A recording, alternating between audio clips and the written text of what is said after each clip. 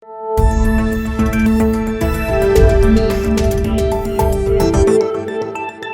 News में आपका स्वागत है। मैं हूं आपके साथ देव।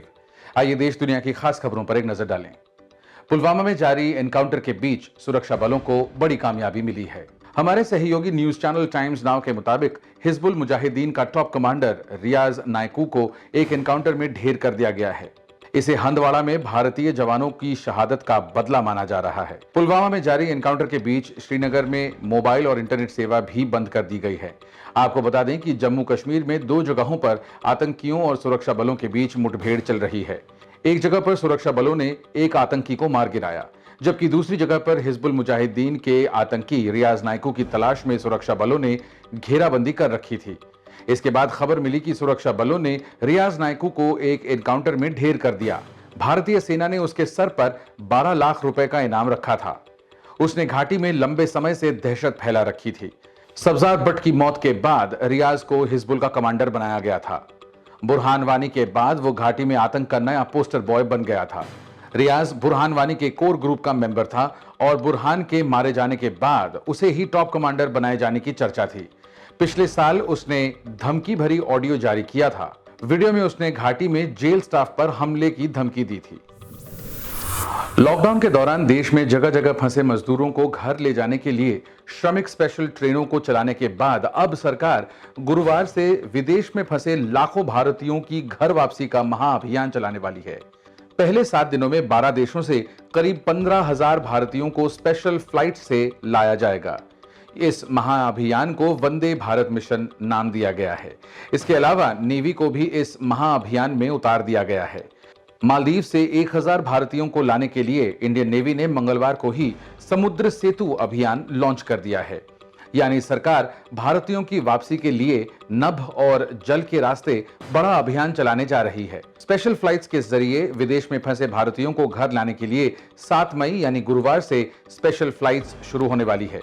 7 मई से 7 दिनों तक 12 देशों में फंसे करीब 15,000 भारतीयों को एयर इंडिया की 64 स्पेशल फ्लाइट्स के जरिए वापस लाया जाएगा। फंसे हुए लोगों से फ्लाइट का किराया भी लिया जाएगा और इसे तय कर दिया गया है। America, Britain, Bangladesh, Malaysia, Philippines, Singapore, UAE, Saudi Arab, Qatar, Bahrain, Kuwait और ओमान जैसे देशों से भारतीयों को लाने के लिए स्पेशल फ्लाइट्स भेजी जाएंगी। निजामुद्दीन मरकज मामले में दिल्ली पुलिस की गिरफ्त से बाहर चल रहे तबलीगी जमात के मुखिया मौलाना साद के बेटे से क्राइम ब्रांच ने पूछताछ की है। दिल्ली पुलिस के सूत्रों ने बताया कि मौलाना साद के बेटे से मंगलवार को पूछताछ की गई।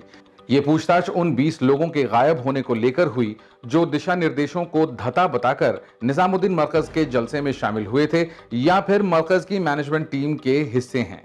निजामुद्दीन मरकज मामले में आपराधिक केस दर्ज होने के बाद से ही ये 20 लोग फरार हैं। दिल्ली पुलिस इनकी तलाश कर रही है। पुलिस को तबलीगी जमात के मुखिया मौलाना साद की भी तलाश है और उन्हें इसे लेकर कई नोटिस भेजे जा चुके हैं। माना जा रहा है कि जल्द ही मौलाना साद की गिरफ्तारी हो सकती है।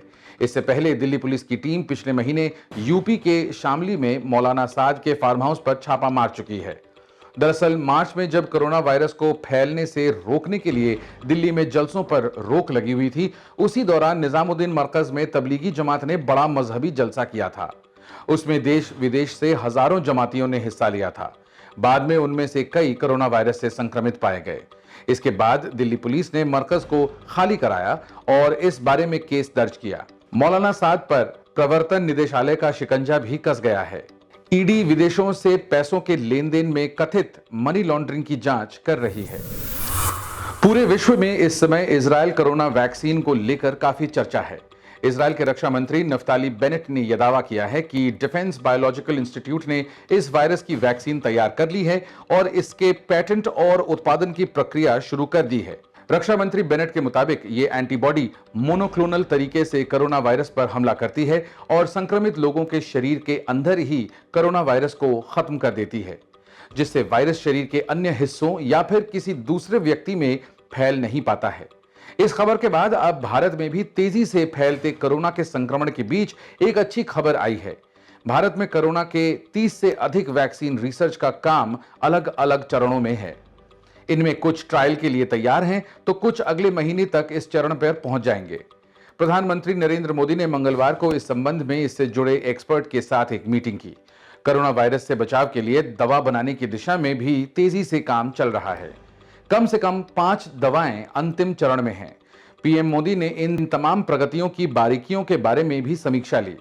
पीएम मोदी ने रिसर्च करने वाले वैज्ञानिकों को भरोसा दिलाया कि सरकार उन्हें हर जरूरी संसाधन उपलब्ध कराएगी।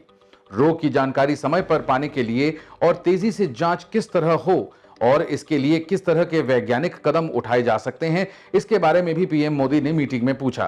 पीएम ने सुझाव दिया कि दवा, टीका और जांच के जुड़े मसलों पर हैकाथॉन का आयोजन होना चाहिए और इसके लिए स्टार्टअप कंपनियों को भी सामने आना चाहिए। आधिकारिक बयान में कहा गया कि पीएम मोदी द्वारा की गई समीक्षा में शैक्षिक समुदाय, उद्योग और सरकार का असाधारण रूप के साथ आने का संज्ञान लिया गया। ऐसी और भी ताजातरीन खबरों के लिए नवभारत टाइम्स के फेसबुक पेज को लाइक करें और यूट्यूब चैनल को सब्सक्राइब करें।